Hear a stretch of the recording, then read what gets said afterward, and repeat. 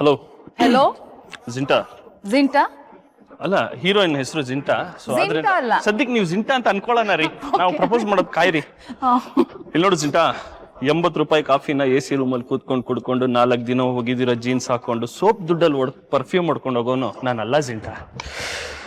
ಮನ್ಸಿಂದ ತುಂಬಾ ಇಷ್ಟಪಟ್ಟಿದ್ದೀನಿ. ದಯವಿಟ್ಟು ಇದು ಹೂ ಇಲ್ಲದೆ ಇರ್ಬೋದು ಬಟ್ ಇದು ನನ್ನ ಹೃದಯ ಅನ್ಕೋ. ದಯವಿಟ್ಟು ನನ್ನ ಲವ್ ಅಕ್ಸೆಪ್ಟ್ ಮಾಡ್ಕೊ. ಏನು go down on your knees.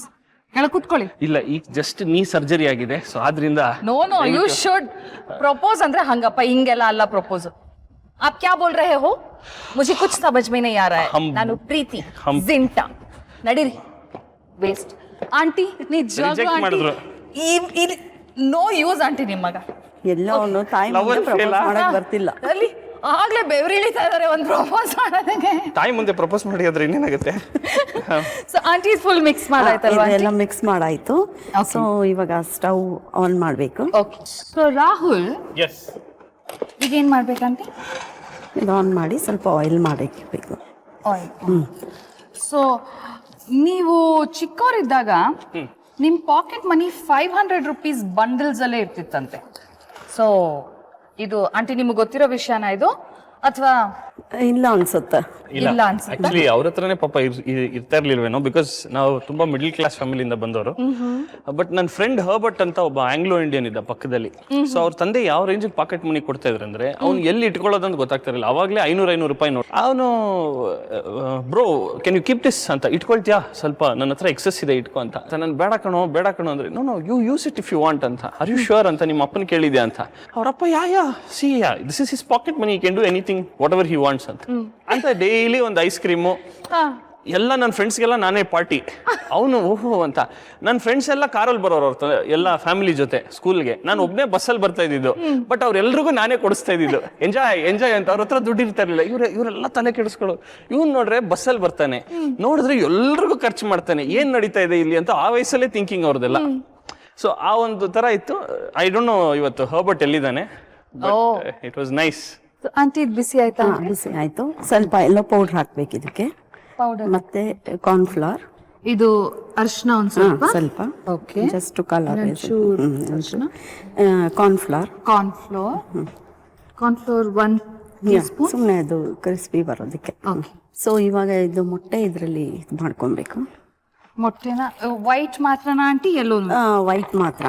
So egg white. People ಎಲ್ಲೋನು ಹಾಕ್ತಾರೆ ಬಟ್ ಇದು ಕಾಶಿಯಸ್ ಇರೋರು ಡಯಟ್ ಕಾಶಿಯಸ್ ಇರೋರು.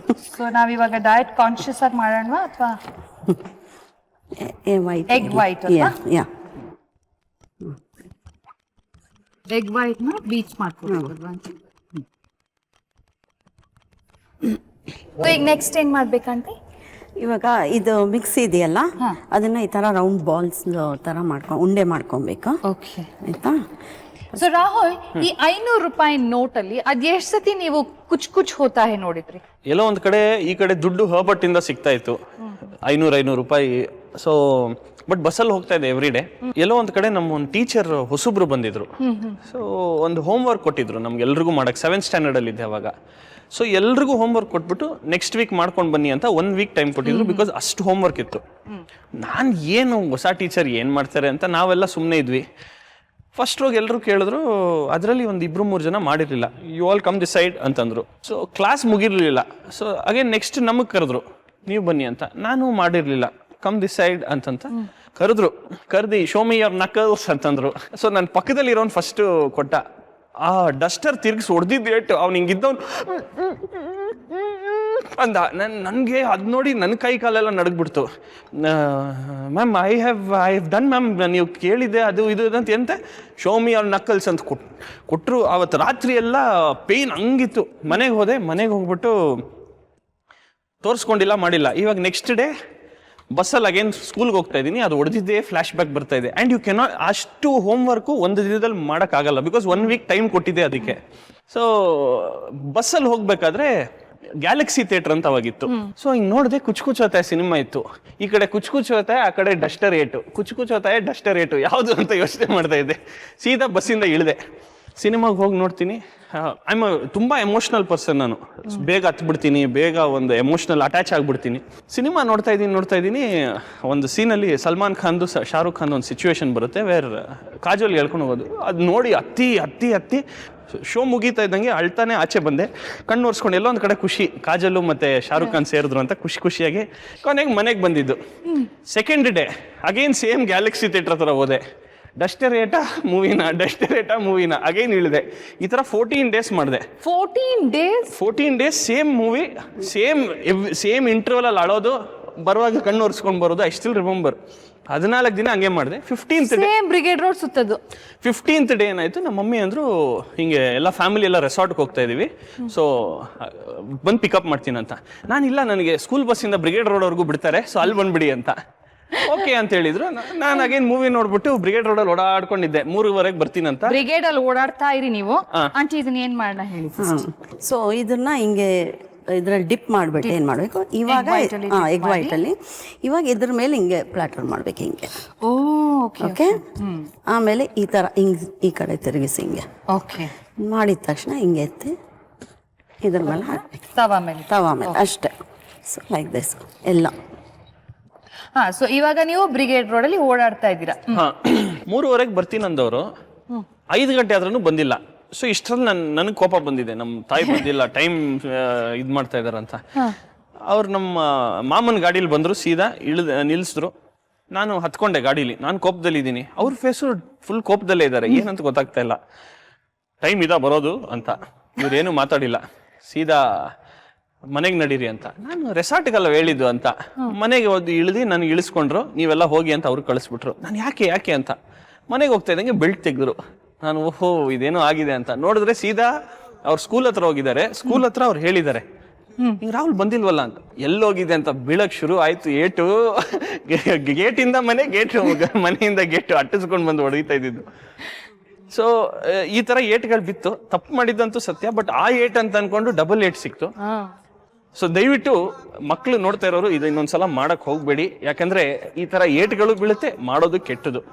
ಸೊ ಆಂಟಿ ಇದು ರೆಡಿ ಆಗಿದೆ ಅಲ್ವಾ? ಹೌದು. ಸೊ ಇದನ್ನ ಪ್ಲೇಟಿಗೆ ತಕೊಂಡ್ಬಿಡೋಣ.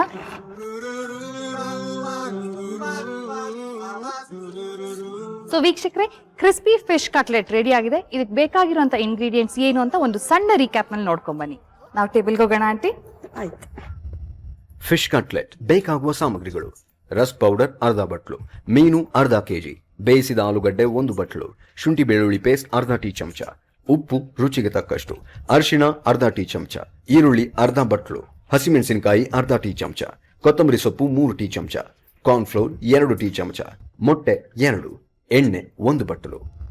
ಮಾಡುವ ವಿಧಾನ: ಬಾಣಲೆಗೆ ನೀರು, ಮೀನು ಹಾಕಿ ಬಾಯ್ಲ್ ಮಾಡಿಕೊಂಡು ನಂತರ ಮೀನಿನಲ್ಲಿರುವ ಮುಳ್ಳುಗಳನ್ನು ತೆಗೆದು ಸ್ವಚ್ಛ ಮಾಡಿಟ್ಕೊಳ್ಳಿ. ಬೌಲ್ಗೆ ಬೇಯಿಸಿದ ಆಲೂಗಡ್ಡೆಯನ್ನು ಹಾಕಿ ಸ್ಮ್ಯಾಶ್ ಮಾಡಿಕೊಂಡು ಬಳಿಕ ಬೇಯಿಸಿ ಸ್ವಚ್ಛ ಮಾಡಿಕೊಂಡ ಮೀನನ್ನು ಹಾಕಿ ಕಲಸಿದ ಬಳಿಕ ರುಚಿಗೆ ತಕ್ಕಷ್ಟು ಉಪ್ಪು, ಅರಿಶಿಣ, ಶುಂಠಿ ಬೆಳ್ಳುಳ್ಳಿ ಪೇಸ್ಟ್, ಈರುಳ್ಳಿ, ಹಸಿಮೆಣಸಿನಕಾಯಿ, ಕೊತ್ತಂಬರಿ ಸೊಪ್ಪು, ಕಾರ್ನ್ಫ್ಲೋರ್ ಹಾಕಿ ಕಲಸಿಕೊಂಡು ಉಂಡೆ ಕಟ್ಟಿ ಎಗ್ ವೈಟ್ ನಲ್ಲಿ ಡಿಪ್ ಮಾಡಿ ಬಳಿಕ ರಸ್ ಪುಡಿಯಲ್ಲಿ ಉರುಳಿಸಿ ಕಾದ ತವಾ ಮೇಲೆ ಎಣ್ಣೆ ಹಾಕಿ 2 ಬದಿ ಬೇಯಿಸಿಕೊಂಡ್ರೆ fish cutlet ready to serve. So ಇವಾಗ ಕ್ರಿಸ್ಪಿ ಫಿಶ್ ಕಟ್ಲೆಟ್ ನ ತಿನ್ನೋಣ. I will serve. Thank you.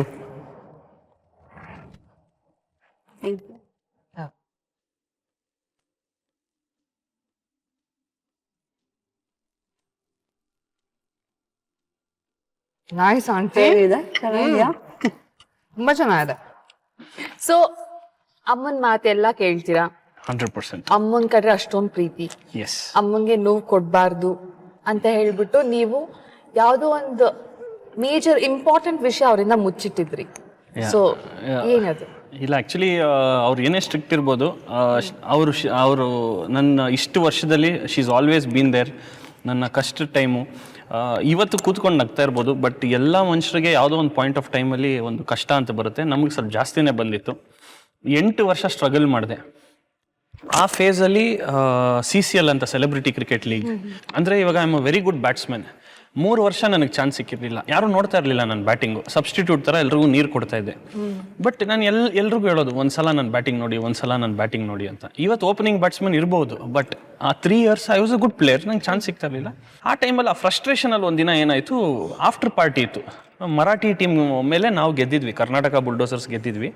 ನಾವೆಲ್ಲ ಸುಮ್ಮನೆ ಕೂತಿದ್ವಿ, ಮರಾಠಿಯವ್ರು ಕುಣಿತಾ ಇದ್ರು.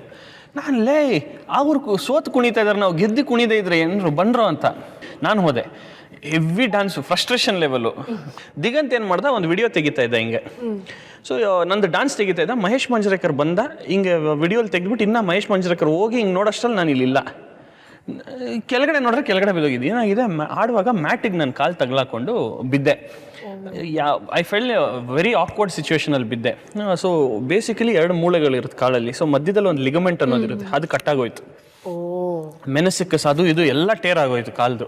ಮನೆಗೆ ಬಂದೆ, ಸೀದಾ ಕುಂಟ್ಕೊಂಡೇ ಬಂದೆ. ಅಲ್ಲಿನೂ ನಮ್ಮ ಮಮ್ಮಿ, ಕ್ಯಾಚ್ ಹಿಡಿಯೋನು ಯಾರೋ, ವಿಕೆಟ್ ತೆಗಿಯೋನು ಯಾರೋ, ಕಪ್ ತಗೊಳ್ಳೋನು, ಮ್ಯಾನ್ ಆಫ್ ದ ಮ್ಯಾಚ್ ತಗೊಳ್ಳೋನು ಯಾರೋ, ಅವ್ರು ಯಾರು ಕುಂಟ್ತಾ ಇಲ್ಲ, ನೀನು ಮಾತ್ರ ಕುಂಟ್ಕೊಂಡು ಬರ್ತೀಯ, ಕಾಣದೇ ಇಲ್ವಲ್ಲ ನೀನು ಅಂತ.